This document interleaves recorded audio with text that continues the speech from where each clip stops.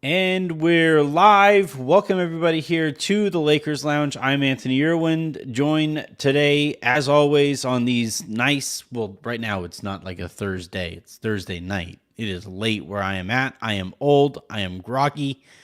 I am joined, however, by Aaron Larsoul. How you doing, bud? I'm well. It's been a long day, hence why we are recording at night as opposed to our usual morning extravaganza. And it is still miserably hot here, as I'm sure it is where you I don't are. want to hear So, it. yeah, I don't want to hear it. yeah. Not So, even a little bit. but otherwise, I'm good. Thank you for asking.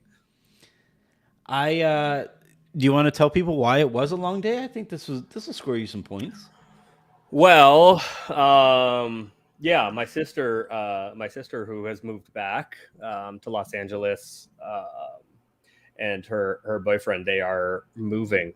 We started moving today, so I spent the first maybe 6 hours of the day moving, and then mom and pops are in town. They came to town this afternoon, so then I cooked for mom, pops, my sister, her boyfriend, my niece, my nephew, my brother's wife, my brother, if I didn't mention him. So yeah, a lot of moving, and then scurrying back to my place to make a little feast to bring over to my brother's place. So What'd you cook? I did a shrimp boil, low country shrimp boil. So shrimp and I cooked shrimp tonight too. I didn't boil it, but I cooked it. shrimp and crab legs, and some lobster tail, potatoes, corn. Yeah. I have a hot take. Oh, I think this is gonna be a hot take. okay. My favorite shrimp is, or my favorite crab is Dungeness, not king. I prefer Dungeness. Interesting. I don't eat it.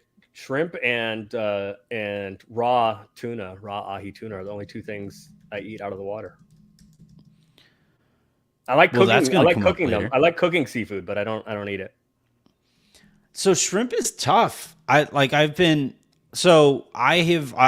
you know, and as everybody like listening and watching knows, I have been dabbling a lot more with cooking recently. Yep. And To reasonable land, success. I don't know about yeah, that. I don't know about that Benny Hanna you posted the other day, but we'll save that for later. but Hanna. like Not Benny Hanna. the land animals, I think I have down pretty well. Yeah, you usually look like, I mean, when I see your steak, so here's the thing. And here I am, like I'm fucking Gordon Ramsay over here. But Yeah, you well, better actually, say this in a British accent. It's raw. so your steak the temperature looks well cooked. You generally cook it to the correct temperature. I need a harder sear on it from you, but the medium rare, you seem to do a pretty good job of getting it medium rare. So I think you're doing well with the land animals, with the turf part of the surf and turf. Yeah, well, the turf part is tricky. Turf tends to cook so much faster, and I always cook. You're talking about the surf. Or yeah. Surf cooks so much faster. Yep. And I cook at high temperatures, so it is very volatile, whatever you want to say. It like that stuff can be just overcooked in a second, and it can taste what it can come across as rubbery. Yep. It can just like ruin stuff outright. And I've gotten better. Shrimp is a little easier. Scallops to me are the ones that like. Fortunately, I'm the only person in my family who likes scallops. So like as I cook them, I feel like I'm not ruining them for anybody. But Just like for there's yourself? yeah, right. Like I can and if like they're undercooked, I'm the only person who's who's at risk. Well, actually, I think I was gonna say I'll teach you when I come there, but I think you're gonna be here before I'm there. So yeah. So I'll teach you. I can do scallops. I'll teach you. I don't eat them, but I can cook them. Yeah, so that's fun. Anyway, today we are going to be talking about Jared Vanderbilt. We're going to be talking about Jalen Brown. Okay. And by extension, maybe a little bit of Anthony Davis. We'll see. Okay. And then we're going to introduce America's next favorite game. All right. I like it. What are we It's playing? called White People Stuff. Oh, In which I'm going to be throwing out stuff at you. okay. And then as over the course of the game, stuff will come to your mind that you will surprise me with whatever that is being white people How did stuff. we start? I mean, this is something I've said or I've called Mm-hmm. activities, this sort of thing for many years. And actually, I have a friend who is a very well-known comedian, and he has now incorporated it into his stand-up act every once in a while. Which is fun. So I don't know how this came up on the show some weeks ago, but this is something I've said. I don't even know where I got it, but this is something I've said for many years at this point. All right, here's actually where the game came from. Okay. Because like most of the stuff that you have said doesn't really surprise me. Okay. But when you said that Marvel is white people stuff, that knocked me off my chair. Yeah, that's white people. And so like at that point I started wondering, all right, like what is it that I have enjoyed my entire life that You're allowed to enjoy finding white out people stuff. Well, no, I'm not saying I'm not, but what is it that I've enjoyed my entire life that because I have a lot of people in my life, a lot of black friends and black teammates and stuff like that like I was into stuff and enjoyed stuff around them that they were like that I'm like questioning myself now, like, oh shit, they weren't into that. They did not like that at all. So there you go. So like I need to know like I need to know. All right. Well, I'll give you the primer for whatever you throw at me. All right. For your future black friends. And teammates. Maybe you have black teammates for something. I don't know. Some like old men's league softball, something. Never again. Beer league softball, something like that. The teammate thing is like, you are my last teammate, I think. All right, fair enough. I don't know. I would imagine those brothers in Texas. This is a thing I've been telling you for a couple of weeks now. That those brothers in Texas are a different breed. So yeah, maybe you can probably play some softball with them. Play some beer league softball with you. It's gonna be nothing but Coors Lights. But softball is fun. No, it's not. It is not. It is. Okay, here we'll start the game now. Softball is white people's shit. We just started. Softball isn't fun. All right. Well, if you enjoyed that, that's Softball's later. We'll talk. All right. We'll talk about that at the second half of the show. Okay. Or not the second half, but like the last segment of the show. Back end. All right. Yeah. I want to talk about Jared Vanderbilt. Okay. And he's been the subject of a lot of conversation recently. I've felt like since the offseason has basically come to its fruition. I've had a few mailbag questions asked about him, and he's interesting because he has a defensive skill set that the Lakers desperately need. You know, he's the Lakers' best perimeter defender, I think, as it stands right now. He's the best point of attack Lakers perimeter defender. He's not as good chasing. Yeah, that's true. Well, like one-on-one, just this. Well, but like it's not like the Lakers have very many chaser defenders on their roster. It's like Austin. No, but he gets but once you just lump it in as perimeter, that eliminates a big part of perimeter defense. And he's just seen as a very, very good perimeter defender, and that is somewhat true. He has one very elite skill that he's just an A or A+ at. The other part of it, and it's kind of matchup dependent. It's who he's asked to guard. Right, like there's a difference. Even they play the same position, and they're both incredible offensive players. But there's a difference in guarding Ja Morant and Steph Curry. Right? Yeah, they're both point guards, but Ja's not going to be running around, going off screens, putting you through the ringer without the ball. Correct. And so Vanderbilt is an A or A+. Jared's an A or A+ guarding those kind of guys.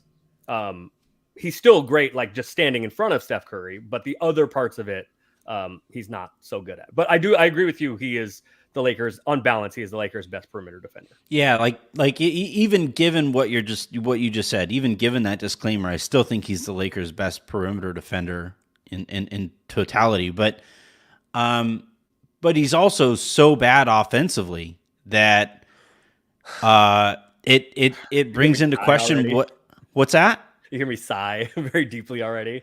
Yeah, I know. Do you want to get some unnamed? No. Because I think that's well. Go ahead. Yeah, finish. Your point. Well. So like maybe bad is the word, is not the word for it. Limited. Can I say limited? He's so limited offensively that it in the playoffs made him unplayable, even given what he was trying to do defensively and what he's asked to do defensively. So I'm sighing again, and I think. Well, if I could just like now the second time I'll finish. Yeah, actually, let me. So like the conversation about him recently is his role within this roster, and the way that I summed it up when I talked about him in a mailbag episode was that his skill set is very important. The Lakers, as currently constructed, there is not very much replication of that skill set. No, a little bit with Taurean Prince, but yeah, I agree. Yeah, but like even with Taurean though, like I feel like if the game gets even a little physical, I feel like he doesn't like that very much. I think Vanderbilt relishes physicality a little bit more, maybe even too much. Like he enjoys getting screened too much. Is the problem. He sees the screen, he's like, "Oh hell yeah!" Like he goes full X-Men guy. Whose name that's why people shit. I don't. All right, well, all right, that's gonna come up later. But anyway, but yeah, I landed on with Vanderbilt that he will and should get an opportunity at the beginning of the year to play a big role in the rotation. Mm-hmm. But if his offense hasn't taken a tangible step forward from the last time we saw him on this roster where there is so much wing depth, he might fall out of the rotation because defenses can so easily scheme him out of the game with how limited he is offensively. So that's where I wind up. Okay. And I think that's generally like the consensus among other people who are creating content and talking about the Lakers in the way that we do. Mm-hmm. Where do you land on him? And where did let's actually start here. Where'd the size come from? The size came from, you're not wrong. I just think it's not entirely fair because it's lacking in context. Okay. Jared has limitations offensively. And I think it's going to be a real question about whether he starts or not. Starts. Yeah, here's why. I see the argument both ways. I personally would start Rui. But I think there is an argument. I think there is a credible argument to start him. Now, look, what you're saying about the playoffs is right. I'll get to the context in a second why I think it's not entirely his fault or not entirely fair. But as the playoffs went on in each individual series and then series by series, he played less and less and less. And that is partially because the Lakers had him standing in the corner and nobody cared about him shooting jumpers in the corner. So then he didn't really have a function offensively. I think that's part of it. The other part of it, though, is there wasn't really the matchup for him. As I said, like I would just kind of pulled these dudes out as kind of different archetype players at point guard. But Ja and Steph, I just kind of pulled them as two different archetypes. But it's meaningful insofar as I think it was illustrative of kind of his strengths and weaknesses as a defensive player. And the further the Lakers went in the playoffs, there wasn't somebody for him to guard so much, right? Like He's good on Ja, right? He can stand in front of him. Ja's not going to do much off the ball. You're not worried about him as a shooter so much. And then against the Warriors, there wasn't really anybody for him to guard. Started with Steph, and he wasn't good. He's not great guard. I mean, look, nobody can guard Steph, but for all the things that Vando does well, that was not one of them. And so if you have that, and then there's the offensive limitations, then the utility drops significantly. And then in the Denver series, Jamal Murray is more similar to Steph. He's like nobody's Steph, but he's more similar to Steph than he is to Ja, right? Like he's good. He can harm you as a shooter. He can harm you off the ball, especially with Jokic as a passer, throwing the ball all over the place. They will run some actions for Jamal Murray off the ball, and handoffs with Jokic and all kinds of stuff. So that doesn't speak to Vanderbilt's defensive strengths. And if you don't have like the guy for him to guard, and then there's the problems offensively, that's why he got a DNP. The last game of the Lakers season, Vanderbilt didn't play at all. The reason I say I think it's more complicated is like, and it's matchup dependent, right? Like if he's not going to start, and again, I think I settled on Rui, but if he's not going to start, you're kind of Didn't the Lakers settle on Rui when they gave him $17 million a year? I mean, not necessarily. That's a lot to pay to somebody coming off of your bench. Sure, but I mean, Malik Beasley was making $16 million last year and didn't start all the time anywhere. Yeah. And what's Malik making now? Yeah, sure. But like the point that is not the deciding factor. Like how much somebody's contract is not the deciding factor. But like the difference though is that like the Lakers didn't decide to pay Malik Beasley that. Somebody else gave him that contract. Sure. Fair. The Lakers gave Rui this contract. So here's again, I would start Rui. But the argument for starting Vando, and I think it's a decent one, is what does he do best? He does best like a one-on-one, I'm going to guard that dude on the perimeter, right? And so if you're not going to deploy him against those guys, and those guys start because they're the best players on planet Earth, then I don't know really what you do with him. And it's not just about, I don't even think his best role is Steph and guarding Steph and Ja and Dame and Jamal Murray and all of that. The Lakers are sort of forced into that because they don't have a great option otherwise, or they didn't have a great option otherwise last year because D'Lo's not going to guard those guys. So you have to kind of unfortunately find somebody else. And that often was Vando. Sometimes it was Austin. It became Austin in the Warrior series after Vando couldn't do it or wasn't great at it. So I think it's a team like lineup construction as a whole thing. But if you're not going to have Vando guard Jason Tatum and Booker and BI, like all these wings, these like big wings, 6'6", 6'8", 6'9" wings that initiate offense, who's the other answer? Like that's what you need Vando for. You need him guarding Booker, KD, BI. Wiggins doesn't initiate that much. Tatum, Jalen Brown, who we'll talk about. Like that's what you need Vando for, and those guys are starters.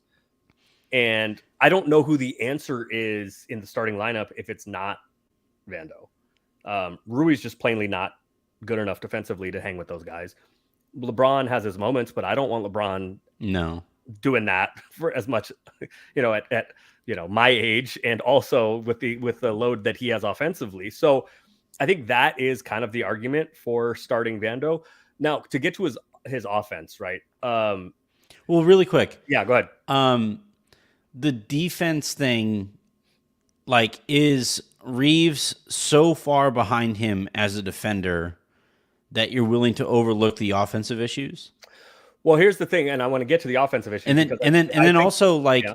I actually think so. Right now, it sounds like it's boiling to, and like positionally, it is Rui versus Vando. But I actually think it's a Vincent versus Vando thing, because like if you start D'Lo, right, you need Vando out there because there isn't the defender, the perimeter. There isn't enough perimeter defense out there to get you by. But even if you start Gabe, even if Vincent starts, which fine, I suspect D'Lo's going to start. But even if you start Vincent, you still have the Kawhi problem. You still have the Paul George problem. You still have the Jason Tatum problem, the Andrew Wiggins problem, the KD problem, the BI problem. Those guys, I'm fine with Rui on. It's okay. Well, not fine with. Like I don't look forward to it. You know, I'm not going to sit there and be like, woohoo! Let's. Okay. But again, that's part of why you paid him $17 million. Like $17 million a year. Like at some point you need to test Rui and see what he can do there, because like you aren't getting a proper return on him. Because like have the answer to that though. Rui's a bucket getter, and when it got difficult in the playoffs, Rui guarded Joker, right? Like, I don't mind Rui because he's a big body, physical, pretty good athlete. I don't mind him guarding up. Guarding wings, like the dudes that are initiating offense, that's not something Rui's great at. He just, like, we can all want him to be, but he isn't. Isn't all right. So isn't there kind of an issue here when all right, the 3 part of this And by the way, I still might have been an outlier in the playoffs. I still am advocating for Rui to start, by the way, but yes. But so the Lakers paid a guy to essentially be a 3-and-D wing.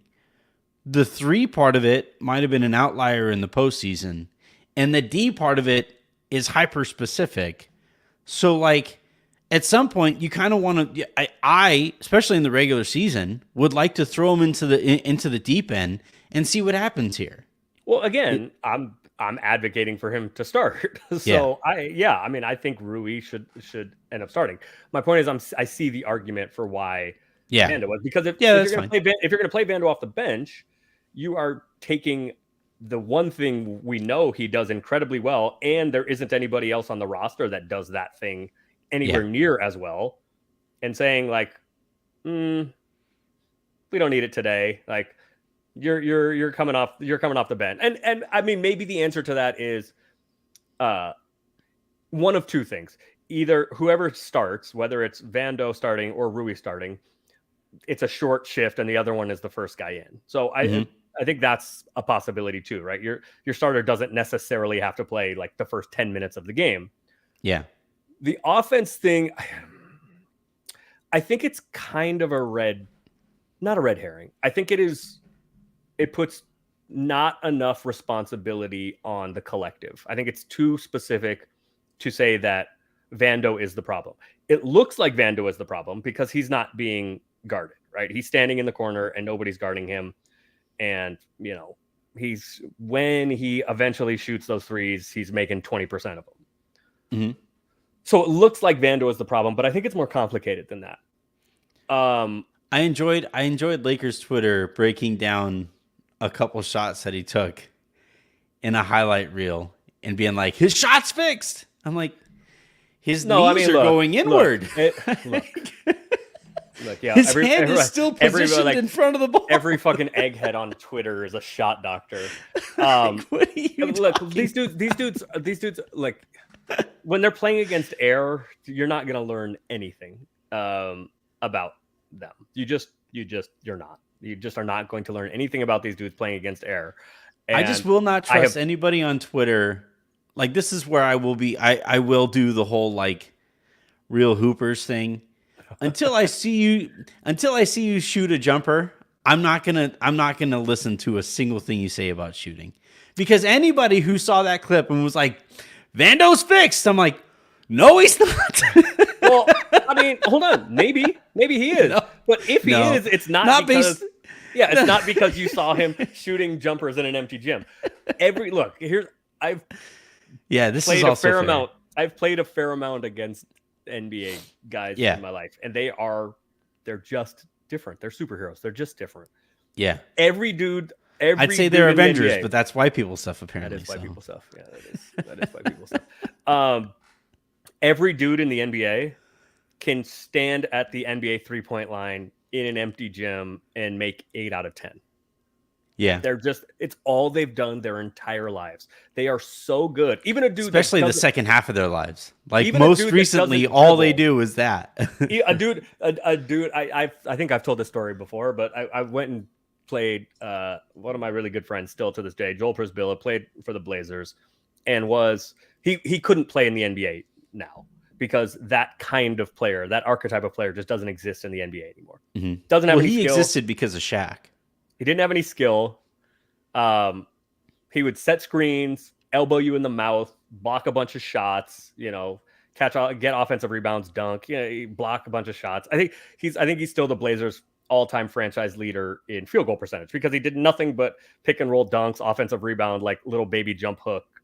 Mm-hmm. I literally have never seen him take a jump shot in an NBA game. Literally never. Mm-hmm. I'm not even sure I've seen him dribble in an NBA game. So I go play him one summer, go to work out with him, go to Milwaukee to work out with him, and play against him. And, but I've seen this dude in practice all the time, right? And you see him in pregame doing whatever. He could stand at the top of the key at NBA 3 and make 20, 25 in a row. He literally never took a jump shot that I ever saw in the history of the NBA. So all of these dudes in an empty gym they can all shoot it, I promise you. So Vando making shots against nobody doesn't tell me anything. Especially if you're making a highlight reel where you can literally edit out. You're only using the ones that go in. That's also a good point. Everybody looks good in the summer. But like to me, other like than, I just looked Devin Booker complaining about getting double teamed. We're working on our games here. To me, I was laughing at like people breaking down his form and being like, "See, the form is way better," and I'm like, "Yeah." Have you ever shot a ball? Everybody's Chip England now, all right? We're all just everybody's on Twitter as a shot doctor. Cool. Like, have you ever played? Everybody's. Have you ever thrown a dart? Have you ever like? Everybody's a scout. Okay, played beer pong. So here's why I think that the Vando stuff is kind of lacking context. It looks like Vando is the problem when you see it, because it is the one thing that's still a problem though. He becomes however playable or unplayable he was in the playoffs.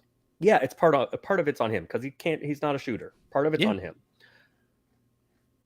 But it becomes a problem. He becomes unplayable, however unplayable he was, because nobody else was making him either. Like if LeBron could shoot, if AD could shoot, then it's not a problem. So LeBron, go make some jumpers. LeBron made 0 jumpers last season. I think until game 4 against Denver, he made a bunch of them. But LeBron shot 30% from 3 for most of the year, or he was maybe below that. AD doesn't even take it. He doesn't even look at the basket anymore out there. Yeah. So if those guys who are, do you think that needs to change this year? Like, do you think? I do. Yeah, I do. I at least want to see him start the year like taking some of those shots. So we say like there's a space problem, right? If you want Rui because he can space a little bit, he's sort of a threat out there and provides a little bit more space for AD and LeBron. And with Vando, that front court just has no spacing, right? Austin's okay. Austin's a decent shooter. He's okay. No, I think he'll be good next year. D'Lo, maybe. He's on a trajectory to be good. Yeah, sure. D'Lo is good already, right? But that feels like there isn't enough space out there. Okay, well, yeah, like it would be better if Vando could shoot.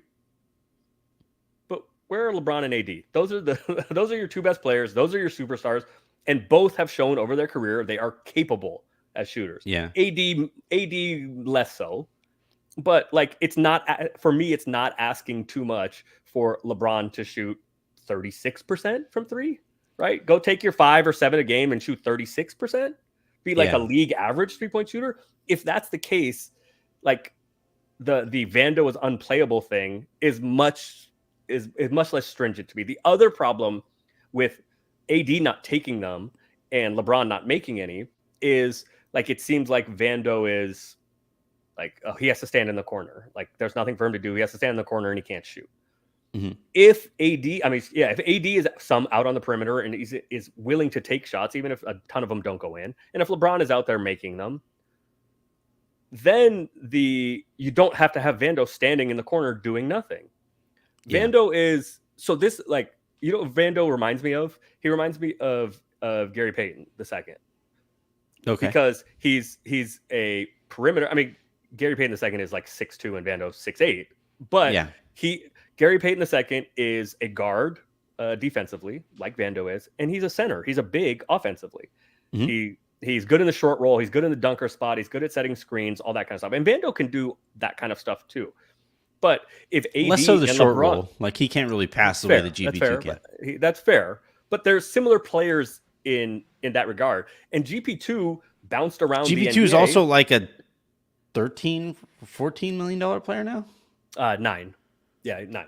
But he was Vando's a 5. Every team in the NBA basically had a shot at him, right? He was waived by the Lakers. He was cut by the Warriors twice. He bounced around the NBA. He was at Summer League everywhere. And it was because nobody could figure out how to use him until the Warriors figured out that he's a big on offense and he's a small on defense. Everybody loved that he you can only do if you have like the shooting that the Warriors have, by the way. But if if Yeah, LeBron, that's your if point. LeBron, yeah, that's the point. Yeah. If LeBron made, Yeah. because GP2 can't, he's a little better than Vando, but he's not like really a shooter either. He'll make some out of the corners, but he's not a shooter either.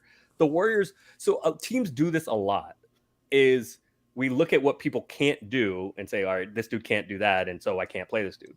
Yeah. And like Utah did a really great job of this. Their new coach last year did a really great job of this. I don't care what you can't do. Let's figure out what you can do. Like with Lauri Markkanen, it's like, and let's accentuate what you can do. Let's take advantage of what you can do.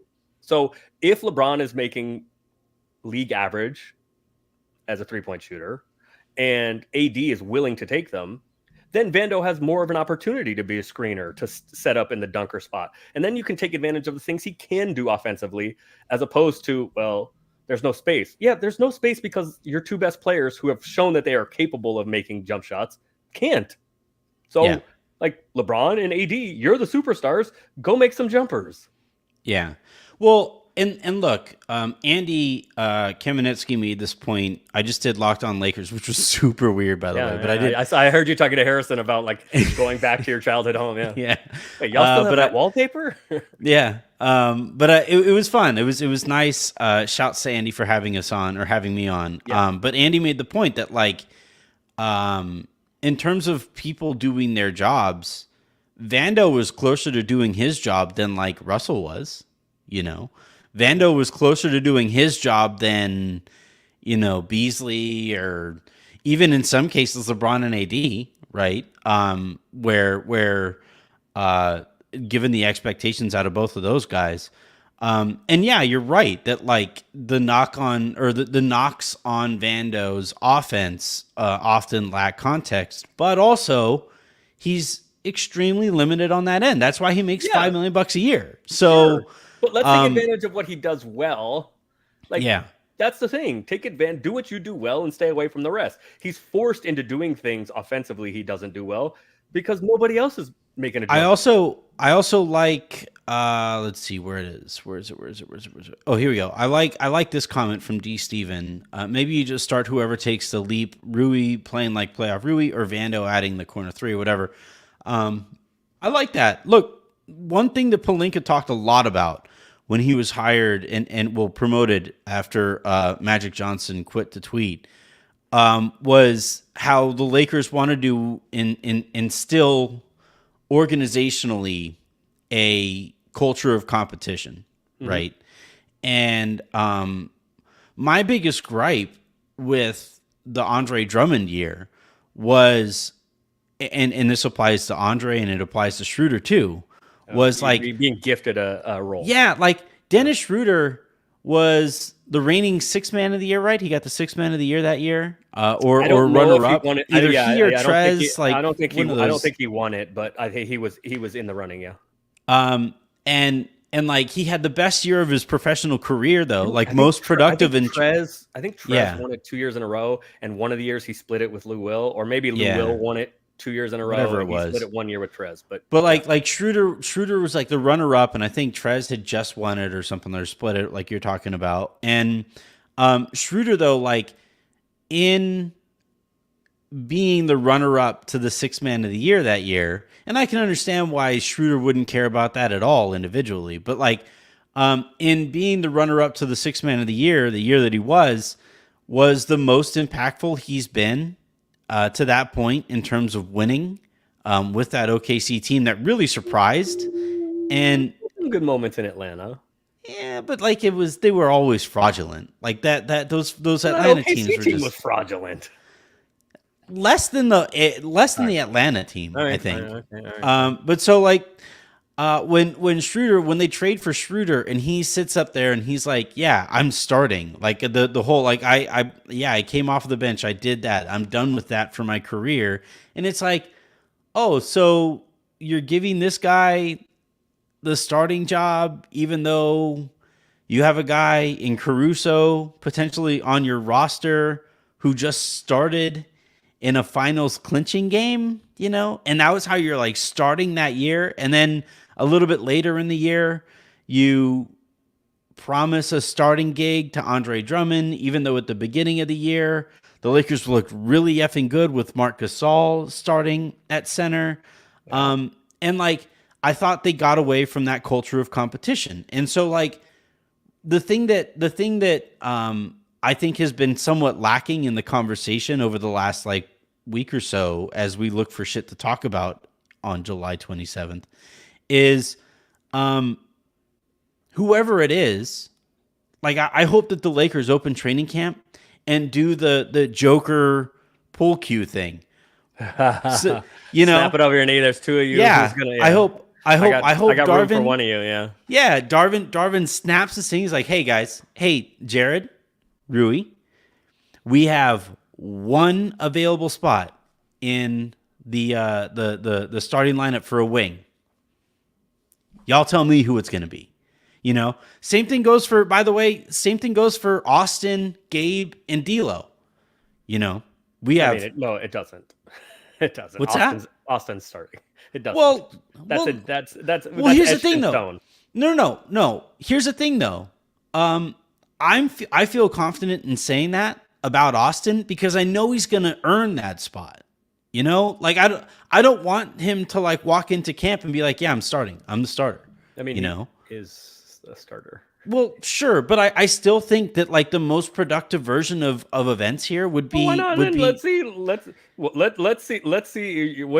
if AD can beat out Jackson Hayes. Then, yeah, you got AD and LeBron just off the bench. Hey, you guys didn't have a great camp. Well, AD and LeBron, and LeBron. Here's you're the thing. 8th and 9th men. You know how bad AD would have to be to get beat up by Jackson Hayes? No, my point is there are some dudes that are just starters, and the Lakers have 3 of them. Sure, but I don't think Austin is at that stage of his career yet. Oh, he is. Well, all right. Well, we can. He is. Austin we can agree to disagree. Austin is a starter. Austin is a starter. I think that like the culture of competition is something that the Lakers really like benefited from last year. And by the way, like Austin earned the minutes that he got over the course of the year last year, as soon as Russ was traded, right? And like if you want to before that, but but he couldn't have while Russ was on the roster, It's not like Russ was, like at the end of games, if he like, so long as he didn't literally vomit on the court, Darvin was going to look for a way to like get him out there late in the game. But like, I think for the sake of this upcoming year, getting back to and committing to that culture of competition is something that like with at least as it pertains to Vando and Rui, I'm fine with that. Whoever comes in there and plays better throughout camp, all right, you got it. Yeah, and then over the course of the year, like if you find out that the spacing is lacking with the starters or you need more perimeter defense, whatever way that it goes, you can adjust afterward. But I'm also fine with just like telling Vando and Rui, fucking go at it. Let's see how this turns out, And also, by the way, it's good. That would be really interesting because Vando's playing for a contract. Like Vando's playing for an extension this upcoming year, or not an extension, but I guess he could technically extend before the season or something like that. But it wouldn't be at a number that he would want. I don't think. No, I mean, no.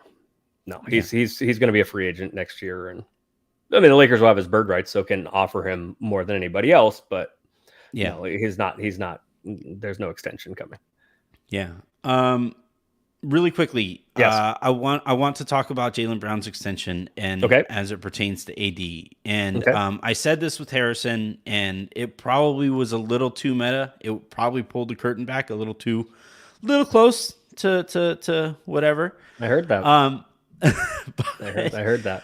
But like at the beginning of the offseason, when we were talking about this, it was kind of like, we'll wait and see. And then now it is, he's getting it. And I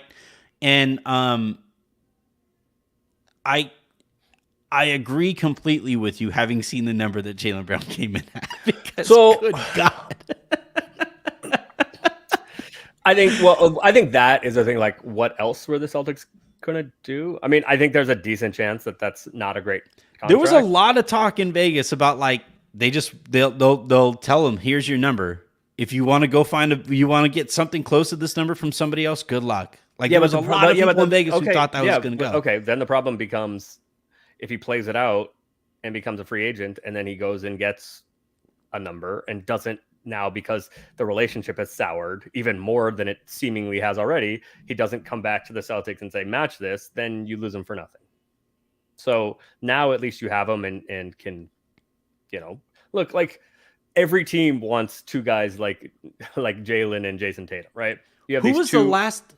Can I ask you this? Who was the last guy that a team lost for nothing? Who was the last guy? Yeah, like who was the last guy? It happens all the time. No, but like Jalen Brunson. Jalen Brunson. Last year, the Mavs lost him. He went to the Knicks and was. Yeah, that's a good example. Was incredible, and the Mavs. But I feel like he's more the outlier. Badly. I think he's more the outlier. Everybody is so terrified to lose people for. I guess it was like Caruso.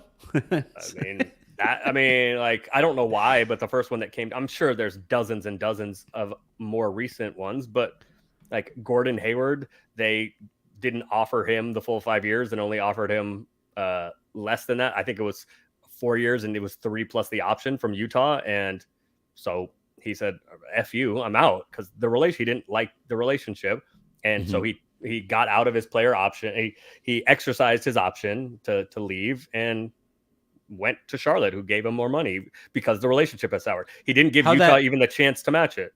How has that gone though for Gordon Hayward's a good player. I mean, he's been hurt here. It doesn't matter. It's Charlotte. Nothing happens in Charlotte. But all I'm saying I'm not looking at no. I'm not looking at it but no, you're missing the point, because the Charlotte point of it doesn't matter.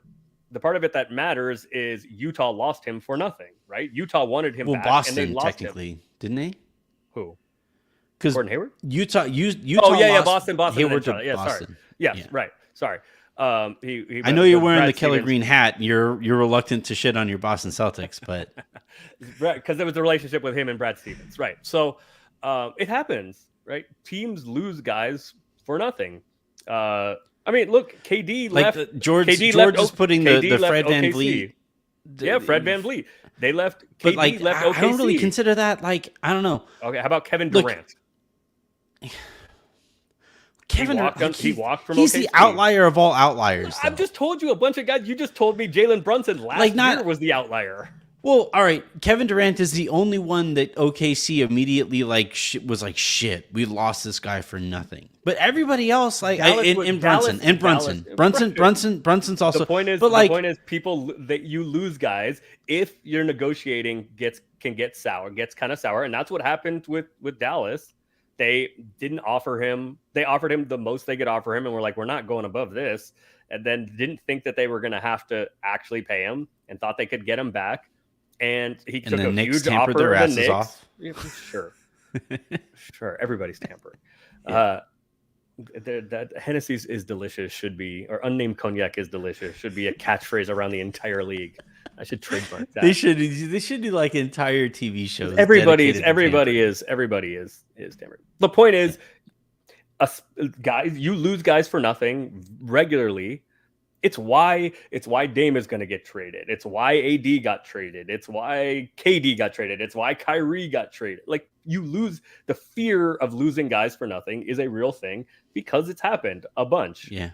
So, like, I don't know what Boston's going to do, right? Like, even if they don't really want him at that number, and they don't, obviously they'd like him at a lower number. He's has the richest contract in NBA history, and he's a top 25, 30 player. I also think that because the cap is going to continue to go up, like right now it's obscene, but like it's not going to be that big of a deal in a few years. It'll be a tradable contract in a few years if they want to do it. Yeah, in the expiring year. Mike Conley was the NBA's highest paid player, had the biggest contract in the NBA for like 6 months, and then 12 guys surpassed him right after that. So it looks absurd, and it kind of feels absurd now, but it's not going to be the richest contract for very long. I think Mike Conley at that time was better than Jalen Brown is right now. No, Mike Conley was good, but no. Jalen Brown. I think Jalen Brown's becoming a little underrated, but no, it doesn't. Part of my issue with Jalen Brown is that he like clearly doesn't want to be there. You know, like no, he doesn't. It doesn't appear that way. Jalen, like his openly stated that like he feels uncomfortable in Boston because of the history of racism there. Well, And it's yeah, just I like, mean that's part of it, but the other part of it is like his teammate has signed off, has given his approval keeps to on. trade like 8 times already. So that probably doesn't feel great. Who like plays the same position. Hey, Jason, pass me the ball. Nah, nah, nah, nah. Yeah, you're out of. We're willing to trade you. So nah. Although, I'm like, good. we know how much like Tatum looks up to Kobe, right? Sure. And I feel like Kobe would look at Jalen as like, I'll pass you the ball if you show me you can dribble with your left. How about that? Jason Tatum is set the record for most turnovers in a. No, I know. Playoff. I'm just saying that like when you're talking about approach, like I feel like Kobe would like. I'm not saying that like Tatum is right, and that's like a healthy relationship to have with your second best player on the team. But I do kind of feel like like we saw Kobe walk into like a sales pitch with Dwight Howard and be like, "Look, you re-sign here, I'll teach you how to win." Fair. I mean, I think Jalen's game is being a little underrated. I would like him as like the third best player on the team. The Celtics went to the finals 2 years ago. He was probably their best player in the playoffs. He was definitely their best player in the finals. He was just plainly better than Jason Tatum in the finals. Yeah, that's fair. And he probably was for the whole playoffs. So, like Jason Tatum's I think is better than him, but like Jalen is becoming underrated. And as it relates to AD, like AD is like, why? I don't even think it's like a conversation. And as you and Harrison talked about, 2 reasons. One, like he has to opt into the last year of the deal, so it's only 3 years of the extension, and it's less than he could get in a 5-year deal if you let it go to if you let this current contract if you don't extend it and let it expire, and then you still bring him back, but then he's 2 years older, and it's 5 years from then, and it starts at more money. So I think it's a good deal, and AD. How am I going to put this? AD seems to let's speculate. AD seems to want the security and likes being here. So I think it's kind of win-win for both sides. And if it becomes a big contract and it isn't, if the Lakers don't see it as valuable so much, I don't suspect that would be the case. But if that does become the case, then it quickly becomes the 3 additional years. Like that very quickly becomes tradable, becomes an expiring, and you use that and some of the draft picks to go get the next dude. Yeah, here's the picture I will paint, given the information I have at hand. Okay.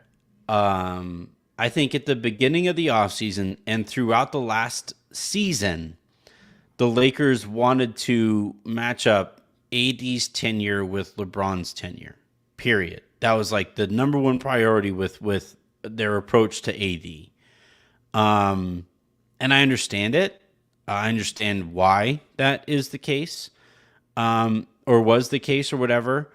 But I think over the course of the offseason, given as they know that the cap is going to go up 5% every year, the most that it can possibly jump for the next however long, that gives them a little bit more. 10 is the most it can go up every year. Okay, so it's going to go up 10% every year, which means that by the time that like AD reaches the most expensive year of that contract, it'll be a lot more reasonable than if you sign him to a deal at that year, basically. Yep. Yeah. And so like, I think initially the approach with AD was a little bit more emotional, for lack of a better term, and now it is a lot more logical and a lot more calculated. And I don't say so pejoratively.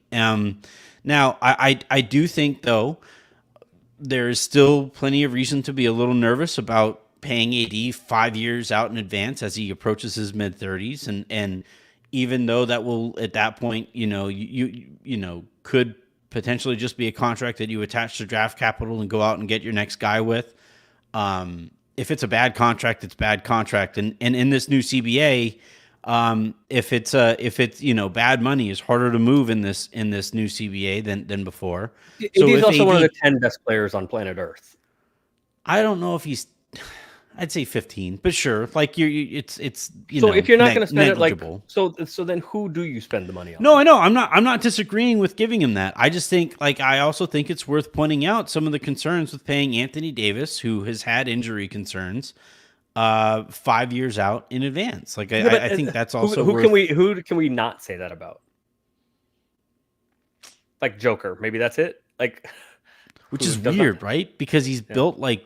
Well, that's because he doesn't leave the ground ever. Yeah. But like, who are the best players in the world? He's built like Kirby, and it's like what? Kirby Puckett or Kirby whatever that cartoon thing is. Yeah. All right. Speaking of Kirby and Kirby Puckett, let's really quickly do white people stuff. Wait, what? Not Kirby Puckett is not white people stuff. Kirby that whatever that cartoon. Well, I meant like baseball is kind of white people stuff. Kind of. So, yeah. All right, let's start with the one that surprised me right off the bat. And it was Minnesota. It was Minnesota. Very white. Yeah. All right, softball. Why is that white people stuff? Because, well, first of all, baseball is also kind of white people stuff. And it's also black people stuff, but not American black people stuff. That's like the Dominicans and such. And softball is like a whiter version of it because you go and like drink beer and go out there and play when you're my age and these dudes have guts and they just like, it's like not athletic at all anymore. No, it's white people stuff. It can be like play outfield. Anything that you can play outfield in those leagues, man. They play 4 outfielders. Anything because they can't cover any ground. Anything that you can get better at as you get older and fatter and less athletic, like bowling, golf, that's all white people stuff, and they're not sports. Softball's not a sport. Softball is a sport. But if you can get better at it as you get older and fatter, no. That's white people stuff. Disney. Yeah, absolutely. Disney's white people stuff. Yeah. Yeah. Absolutely. Even as they've tried to like bridge the gap. It goes with it. How? I don't know. They've made a whole bunch of characters. How? They've made a bunch of characters with different colored skins who all happen to like have the same body shapes. The Spider-Man, the best Spider-Man they made with the brother Morales or whatever. Well, first of all, he's half That's not even them. That's Sony. All right. Never mind. Yeah. Yeah. What do you with the brother Morales? Yeah, that's not even. And Sony couldn't even get. That's white people stuff. They couldn't even get a live action one. That just became like that was untenable. That was just Sony or whoever, I guess it's Sony, thought that people would not allow a live action. They're working on it. Marvel is literally like laying the groundwork for a Miles Morales character. It's gonna happen. It's gonna happen in the next like 3 years. Now that I heard you and Harrison talking about all of those movies are terrible now. Anyway, now they're gonna let the brother play Spider-Man when they're out of script ideas. Now the brother can play Spider-Man. Save us. Yeah. Now the brother gets to play Spider-Man. Cool. Great. All right, my next one. Wine. Is wine white people stuff? Okay. So no. Wine, no. Wine tasting, yes. Okay. Going wine tasting, yes. Wine itself, not so much. Going wine tasting, yes. I have only ever seen NBA players representing black people drinking wine. I've never seen you drink wine. I have never seen. I don't drink a lot of wine, no. I have never nobody. I have never seen any of my friends or anybody who have ever drank. If anything, when I show up with a bottle of wine, I get called like classy. In that, you're supposed to bring. That's a good thing to bring to somebody's house. A bottle of wine, and not a decent bottle of wine, is something good to bring to somebody's house. And when you go to somebody's house, always show up with Michael Thompson. So is that's the only person. Okay, so that's what I was gonna say. I do drink wine, but almost exclusively with him. Most of my wine drinking has been on a Lakers Brad plane Turner with Michael Thompson. BT loves wine. By the way, shout out to actually, you know what? I may go to a wine thing on Saturday. Phil, a fan of ours, a guy that listens to my shows and your shows, and a big Lakers fan, is connected with all of the vintners and the growers and such in Santa Barbara County. And so he comes in and brings me all kinds of wonderful, nice wines. So I like having good wine at the house. Phil? I like having good wine at the house, right? For when people come over and people want to open a nice bottle of wine for my guests. I'm not a huge, I mean, I like wine. The problem for me is I don't really know the difference. I can tell like this is red and this is white as you take a sip of your red. Be like, no, this has notes of boysenberry and chai. I'm like, nah, it either tastes like red or white to me. I don't really like white. Red is better. And either I like it or I don't. It could be a $3 bottle of wine or a $295 bottle of wine. And it either tastes good to me or it doesn't. I don't know, like the tannins and it has legs and the nose with chocolate. See, I'd have figured you'd have been into the legs aspect of it. I mean, I like legs, but no. So shout out Phil. That's funny. I may go to a like wine thing on Saturday at SoFi. I need you to get BT or Thompson on the show. I need you to help me get either of those. Yeah, either of those guys. Okay. Well, either like on your show, and I just happen to be there. So, but Phil brings wine. Phil will bring wine to me when he comes down from Santa Barbara, and then I have to distribute it to everybody, including BT. By the way, yeah.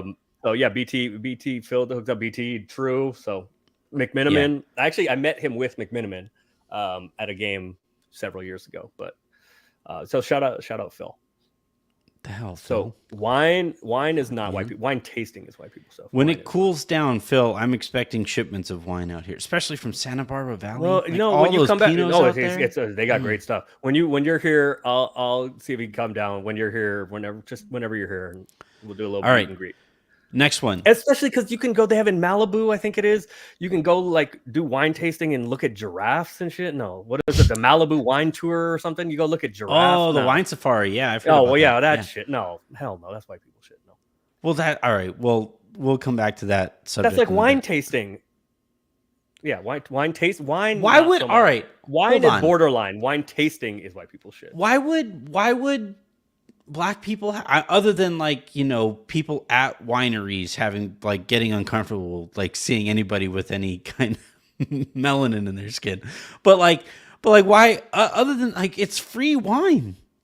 It's a lot of free wine. It's just not fun. I don't know. It's not enjoyable. Oh man, it is so much fun. And they have the little Dutch town up in what is it called? Solvang up there. No. Yeah. I had a. Out here, it's Fredericksburg. Yeah. Ex-girlfriend used to like doing that shit, and we'd go up there and I'd be like, "This is terrible. Can we go home, please? This is terrible." All right, you and I are different people. All right, you don't say. Next one, Eminem, white people stuff. You mean the rapper or the candy? The rapper. Oh no, he good. No, he's good. He's good. Yeah. Yeah. Okay. He's good. Yeah. All right. Eminem's good. Yeah, he's good. Chris Stapleton. This one's an interesting one. Well, that's white people stuff because I don't know who that is. I've never heard. All right, of that so person. he's a country singer. He's a guy who Why are you asking me this? He sings Tennessee Whiskey, and I have seen so many renditions of that song, and so many like when. All right, so I went on a cruise. Also, white people shit. Well, not that cruise apparently. But last cruise that I went on, it was last year, right before Summer League, and it was kind of sort of the reason the reason was because Vox just decided, don't lie to the people. But like the secondary reason of it was I went on that cruise and got COVID too. I remember that part. On that cruise, there was shocking. By the way, you get shocking. It turns incubator. Out, yeah. So on that cruise, though, for some reason, the piano bar that they had there every night, roughly around the same time, the guy playing the piano there would play Chris Stapleton's Tennessee Whiskey, and what's that? Do you see my face? I know. Everything that I'm saying, I totally understand why people say every single aspect of it, but for some reason. At this piano bar, there were there was an entire party, entire family. Now they might have been they might have been Texas. I told you that Texas brother's different. I told you, but they were belting Tennessee whiskey. Yeah, belting it. So really well too. It's really impressive. First of all, I told you Texas black people are different. Yeah, that's fair. That's part one. Mhm. Part two is all of this took place on a cruise, which it is just white people shit to begin with. Okay, so it's And just... you heard it at a piano bar. Whoever this So Chris, it's whatever his name is, if you can play the this whiteness person carries over to the... if you can play him at a piano bar on a cruise, that tells you all you need to know. I don't know who that is. White people shit. That dude, he's got to be a country artist. Yeah, no, he is. That's white people shit. No, absolutely not. All right, but he's like actual country. He's not like I don't the know old that. Deans of the world. But all right, last one I have for you. Ready? Okay, yes. Nature. Oh yeah, that's white people shit. Hiking, enjoying the outdoors. Yeah, no, hell, that's white people shit. Yeah, no. I knew it was, but I just wanted to hear. Going to the Grand Canyon. What's the closest thing to nature? Like, could I get you to go to a zoo? No. Could I get you to go to an aquarium? No, probably not. But I do. At one time in my life, one of my biggest hobbies was fish keeping, aquarium keeping. I had reef tanks and all of that. So probably not, though. No, I don't think you can get me to go to the aquarium. No. Wine tasting at an aquarium with Chris Stapleton playing at the thing. Not if you paid me $1,000. Nope. Let's see. Closest to nature that golf? No, you don't like golf. No, so I'll drive. So a bunch of friends of mine. No, golf is white people shit. But a bunch of friends of mine like try to get me to go and tell me that I'll like it and be into it because it's still competitive and my body is broken. So, but I'm bad at it and I'm not used to being bad at things like that. And so I just get frustrated and I won't like take the time to get better because it's too frustrating in the meantime. So a bunch of friends of mine keep telling me it's always fun and come out and learn to golf. And I will not. What I will do though is drive the cart. Mm-hmm. I'm not going to play, but I'll drive the cart and drink and like flirt with the cart girl. I'll go to the course. So maybe that's the best you can do is, I'll go to the course as long as I'm not walking, as long as I can drive around, have some drinks, talk to the cart girls. And that I'm sort of willing to do. How is X-Men white people stuff? I mean, saying out loud, I get it, but like X-Men at its core is an alienated people who are especially gifted, ostracized from society. Yeah, like how is that not something that would resonate with you? It's from comic books. What like? Man, it's white people stuff. Comics. It's white people stuff. It is hilarious how many white people just don't get the point of it. Like how many, like I saw somebody like some senator was like siding with the bad guys in X-Men. Like, we got to get these mutants out of here. All right, well, that is going to do it here for this episode of the Lakers Lounge and this week's episodes here of the Lakers Lounge. Shouts to everybody who have been tuning in. The way that you guys have, the YouTube page continues to grow. Make sure you hit that subscribe button right down there somewhere.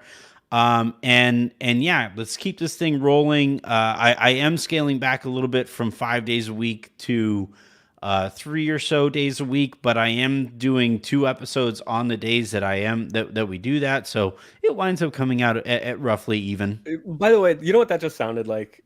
What? I need you to get this bit for next time I'm on. It sounded like my favorite movie, Willy Wonka, is my favorite movie, the original one. That's my favorite. That's not white people stuff? You're allowed to like white people stuff. That is white people stuff. Okay, yeah, okay. It is. Yeah, it's my favorite movie. Yeah, it's also a musical. Yeah, it's my favorite movie. The Princess Bride is right there too, which is also white people stuff. That's fine. That's probably second. The Natural is also white people stuff. With Gene Wilder though, right? Like the Gene Wilder. Yeah, the original. I've never seen a second of any of the rest of it. How dare you blaspheme? So there's a teacher. Charlie's teacher is in there. I don't remember. Mr. Turpentine, I think is his name, and he says like, I've now decided that the test we used to take on Wednesday for the stuff that we had learned during the week before that will now be held on Mondays before we have learned the stuff on Tuesdays. But since today is Thursday, it doesn't matter in the slightest. That's what it sounded like. I'm scaling back. I'm only going to 3 days, but I'm going to tape twice a day on those days. So it's not really scaling back. Yeah. There's still going to be maybe even an extra episode. Occasionally, yeah. You never know. Hey, You never know. You'll never know in this world of pure imagination. there you go. Attaboy. We'll talk to you guys next week.